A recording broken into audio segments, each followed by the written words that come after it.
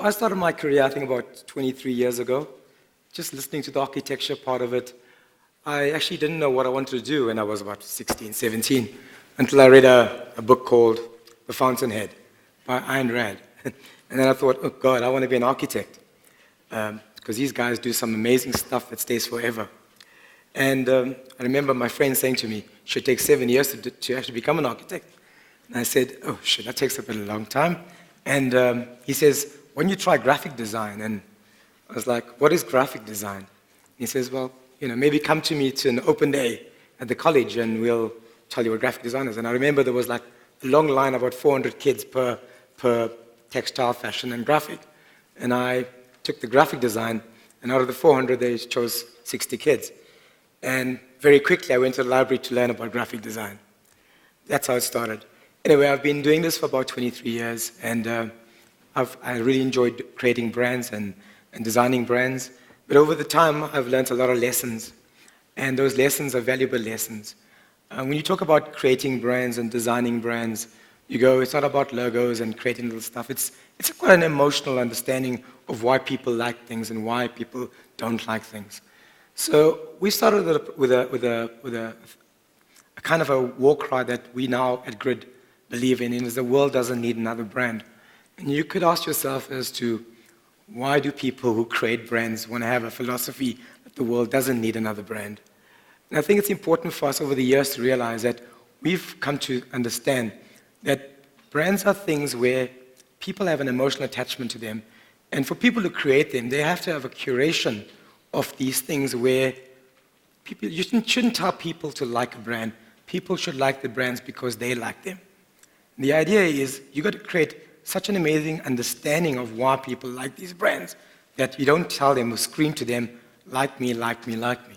So the world doesn't need another brand is a philosophy we've adopted. And the idea is we've got to make it mean something. So what I'm going to take you through today is kind of what I do, how I've been doing it for the last 15, 16 years, how I've changed my thinking, and I would like you basically to understand the process of brands and maybe join me in terms of people that create stuff that have got to have meaningful creations in the world. So what I do, very quickly, in terms of kind of a snapshot, so we create and refresh brands. We do it by a process called designing strategically. It's a process of understanding and aligning to its core, a pretty simple idea. So you could have a business and you want to sell something, or you have a service. I've got to understand your organization, your products. I've got to create an objective, and then I've got to design something that basically stands out. And of course, if you're designing strategically, you have to understand where you're heading and your business objectives. The usual. So what makes you different? These are kind of standard, normal understandings when people actually give you a brief into designing a brief of a brand. So what makes you different? What makes you relevant? What makes you credible? What is a perceptual space you can credibly own in terms of being different and relevant? So if you're in the telecommunications industry, or if you're in the fast food industry, you've got to do something that makes you stand out. So these are kind of hygiene factors. So what is your promise? Find your tone of voice. Find your persona and your character, which is very important. It's very important to understand that brands are not these clinical, scientific things. They're actually quite emotional in the sense that every brand is like a person. They're different characters to different people, how you speak, what you wear, what you eat, who are your friends. The idea is brands are the same kind of persona in terms of what people are like. It's important when you're designing them that you've got to understand that persona. So look, it's definitely hard to bring that idea to life in a visual world. And a typical example in our world is choose a color, choose a logo, choose a font, choose a visual language. In fact, they should actually make an app for this here because it's so easy to do in today's world. But the idea is, I'm going to give you brands that are examples of brands that are visually available, but sometimes not mentally available.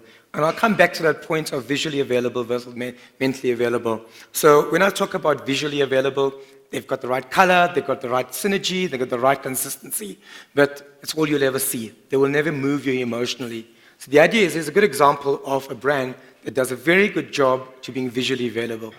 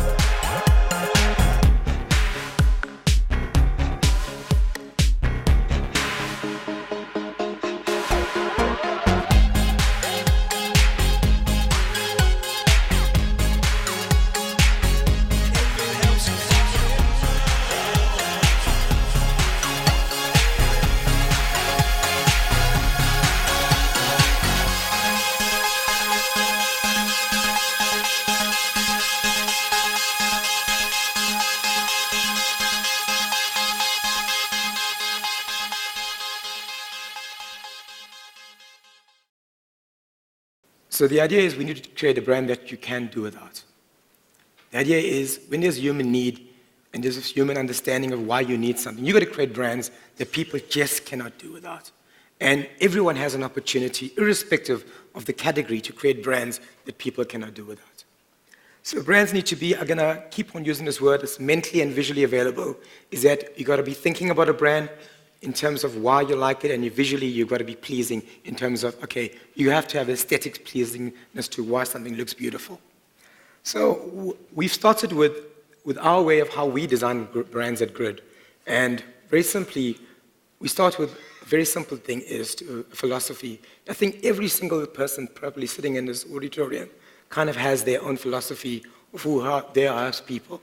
What makes you tick? If I choose one word or one sentence, I'm sure all of you would have something to say that makes you uniquely you. So I'm going to show you a few examples of how we've used this into practice, into creating brands that actually people engage with and really love. We've just opened a brand down in Johnstown, Johannesburg, which is called Anti-Establishment. And the philosophy of this brand is actually unlearn. What's interesting about Braamfontein at the moment, it's not Soweto, it's not Johannesburg, it's not Sandton or Pretoria. It's like almost the nexus, like the old Yeovil used to be, where you see such a different influence of fashion and music and food and people and behavior and how people respond to each other. It's quite an amazing space when you just sit and watch as to what's happening in South Africa. So this place, when you talk about unlearn, specifically in a place like South Africa, we've got so much to unlearn about in terms of our past for us to move forward. And yet we sit with so much of baggage because we haven't unlearned what we should unlearn. So the idea for this place was a catalyst in terms of creating a brand that people can socialize, but understand the philosophy behind it into what kind of area there is, and kind of have a marker for what's actually happening. So we created a philosophy. Again, when I talked about a philosophy is a thing where you start with that actually starts your journey of creating something that people believe in. And thereafter, you've got a very easy way of making people like what you do. So this space obviously had a very clear kind of philosophy, and it's actually on the outside of the wall. That's the actual place itself. I think everything in that place was completely designed, but when you look at that space, there's amazing little pieces that tell you or remind you of how to unlearn. On the outside is like a 7 or 8 meter mural, and this mural is basically light kind of, when light hits it, it's got a nun, and when it changes, it becomes a stripper. The idea of this here is basically kind of how beautifully the illustration is done in terms of its piece of art that kind of changes the way you actually look at certain things. So every aspect of this thing changes.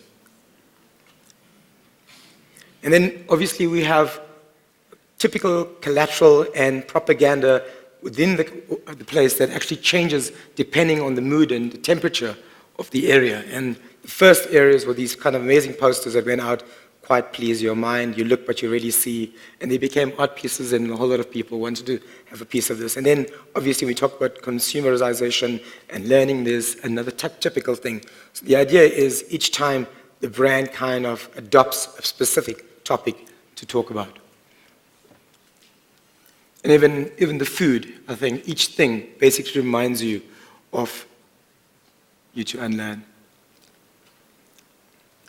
This is a very good example I'm going to show you is just in terms of, we all know that Hillary is running for the presidency in the US, and the idea is, how do you create a brand that's relevant, that could take on Mr., I'm sure, the beautiful hairstyle guy, in terms of, so just to give you an example, even politics needs a brand. And the idea is, how do you create a relevant brand for a person like Hillary? Just very quickly.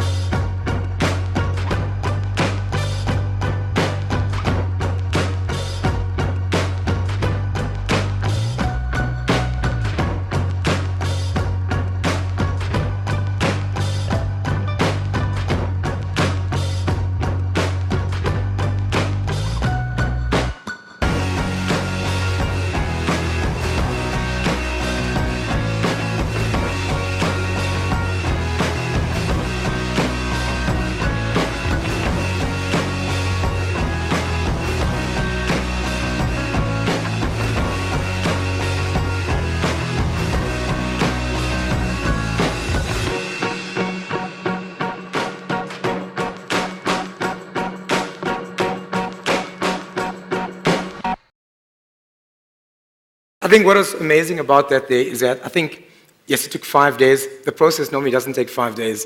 But the idea is that you could see how quickly a brand can be created that is recognizable, that has got meaning, and it'll make you change your mind about something. So the idea is you've got to be authentic to a good story, and you've got to be visually appealing in terms of being mental and visual. Again, very simply, just to give you great brands who I believe has got amazing philosophies, and you started a philosophy, you will not go wrong, provided your philosophy is the one you believe in. And if you all know, think different.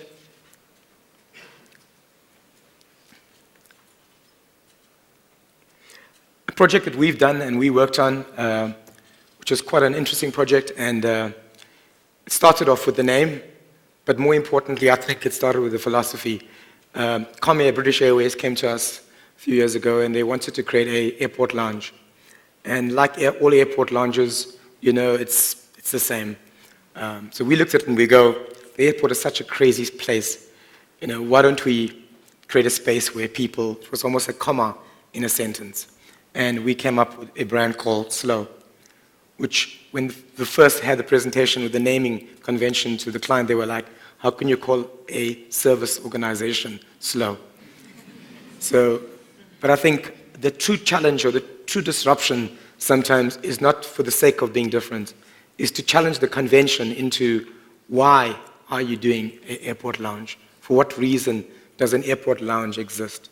And what is the behavior of people in an airport lounge? And I think in all brands, when I say to you earlier on, you know, the idea is the world doesn't need another brand.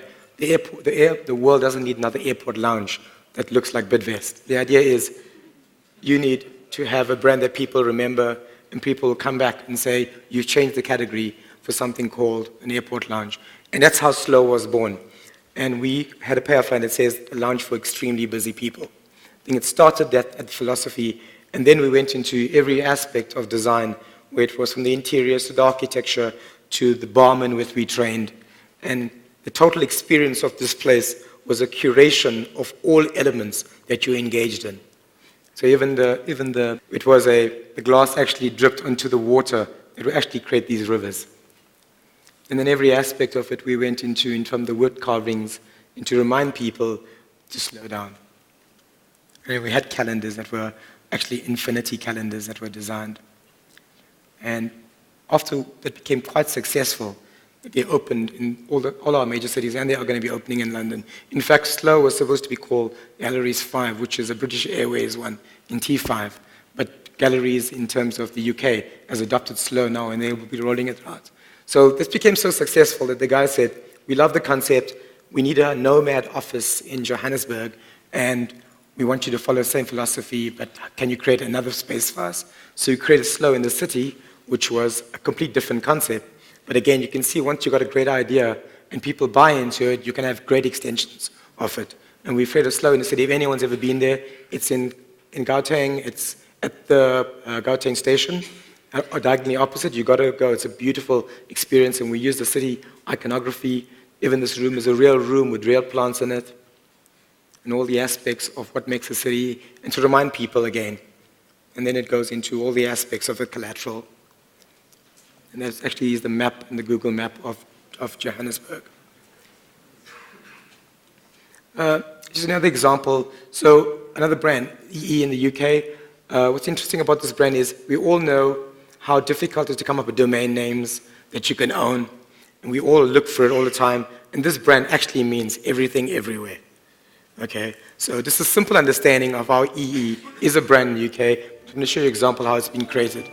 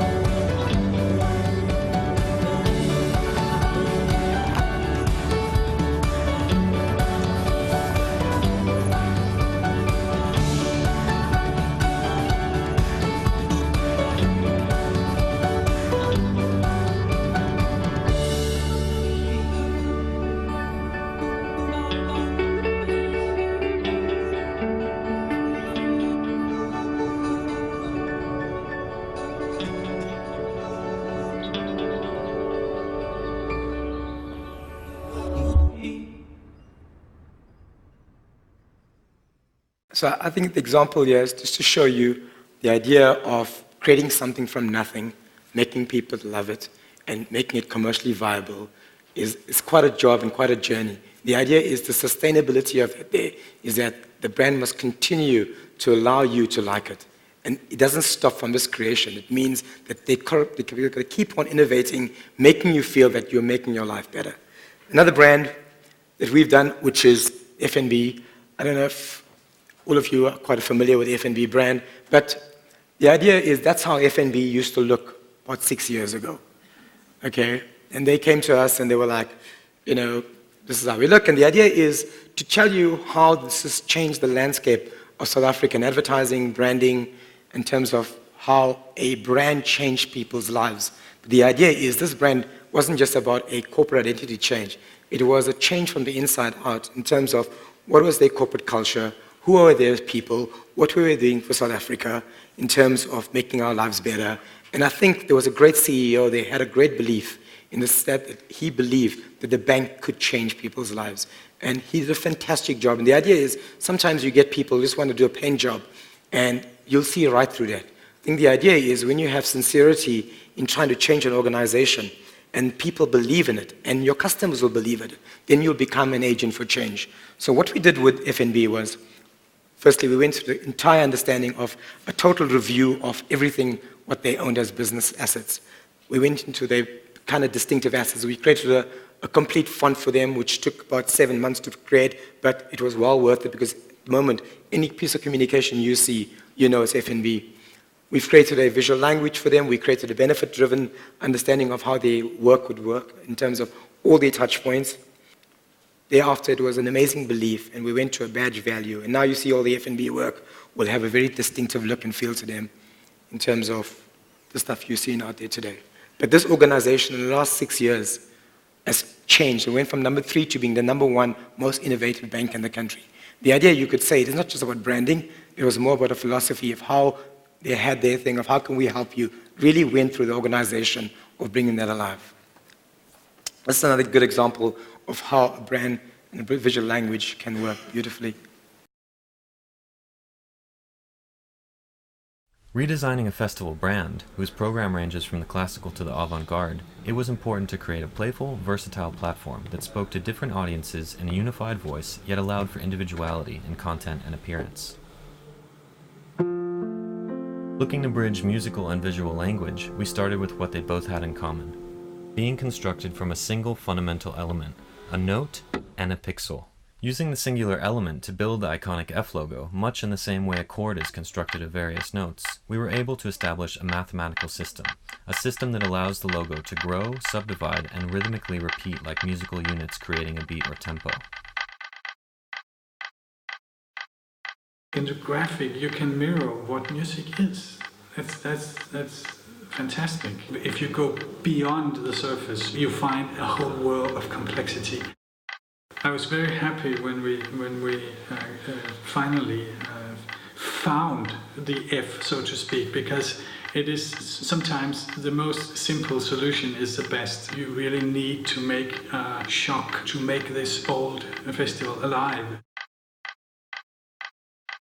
Without knowing it, they are playing with our logo, and then maybe upload it and share it with friends, and then you suddenly have a community working with our graphic identity in a musical way, which is what a festival director dream of, you see. From now on, it's really interesting, because now you can, the audience, the city knows about this. They know that, oh, this is the identity of the festival. But if you go deeper into it, it has a world of possibilities. So as it's here again, I think all great philosophies, all great branding starts with amazing stories. And I think in going forward with you guys, with ever understanding how brands should look, always look for a story, always look for a philosophy. Another great story of ours is, I think you all know the World Cup happened in South Africa, and Adidas was the biggest sponsor, and Nike came to us and said, you know, we want to make a point and create a legacy. And the idea is we created the Soweto Football Training Academy. The idea is that I think Adidas spent almost like 10 times the amount of money in terms of advertising. But Nike did one great piece, and I think it still stays there today, and has got an amazing useful understanding. If anyone's been to this building, it's quite a great building in terms of also its usage of training fellow South African soccerites. Again, we've got involved in all the little bits and pieces and created a space that actually has amazing memorabilia for soccer.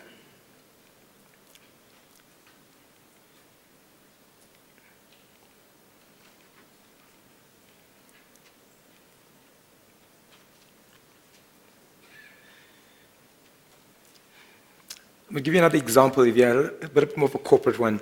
So a few years ago, we kind of refreshed Liberty. And just very recently, we gave them a complete facelift. Literally gave them a facelift.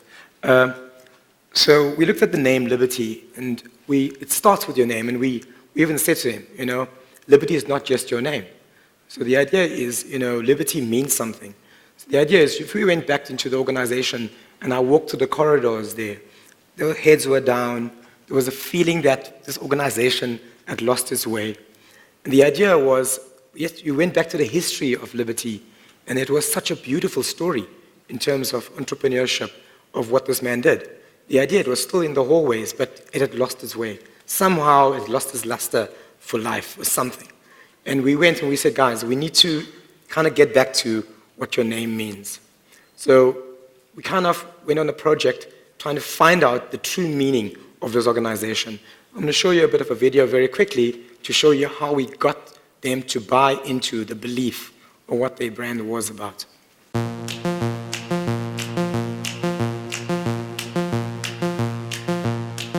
I'd be happy if I learned to fly. I'd be happy if I learned how to drum.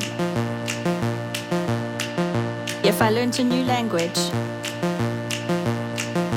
To write poetry. I'd be happy if I learned to read the manual. Learn to fence. I'd be happy if I learned to feel like a kid again. If I learned to garden. I'd be happy if I learned how to bottle today. To see something I thought I knew in a different light.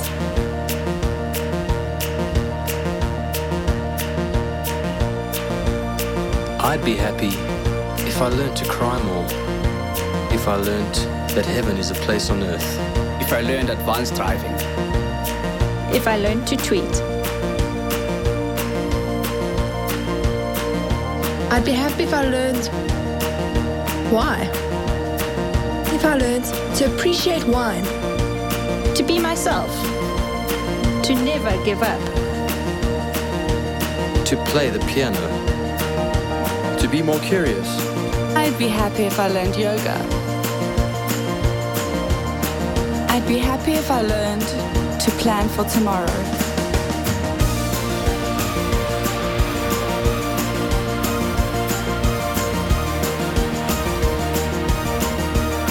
I'd be happy if I learned the capital of every country. To appreciate flavors. If I learned from my elders. To bunk work. I'd be happy if I learned digital. To ride a Harley. If I learned where all her freckles are. I'd be happy if I learned to see the future.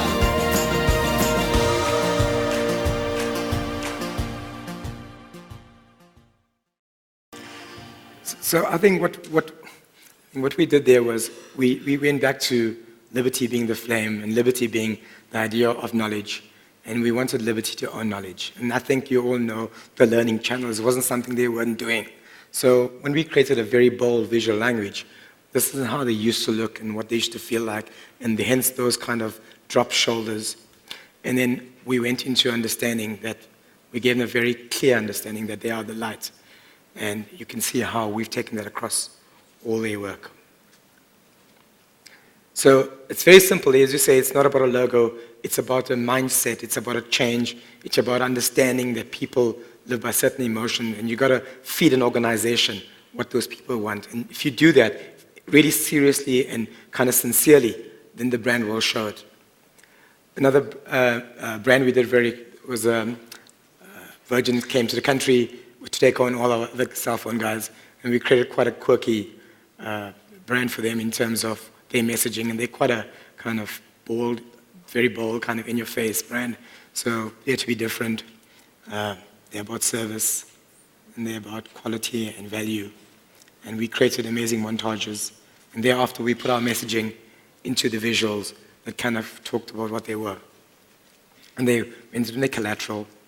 So the idea is, and I think my message today was, is that we are evolving ourselves in terms of why we create brands. We don't want to create more neon signs and more packaging out there in the world. We do want to create brands that are more meaningful. And I kind of put it out to you guys, kind of judge the world by putting out brands out there that actually have meaning. Thanks.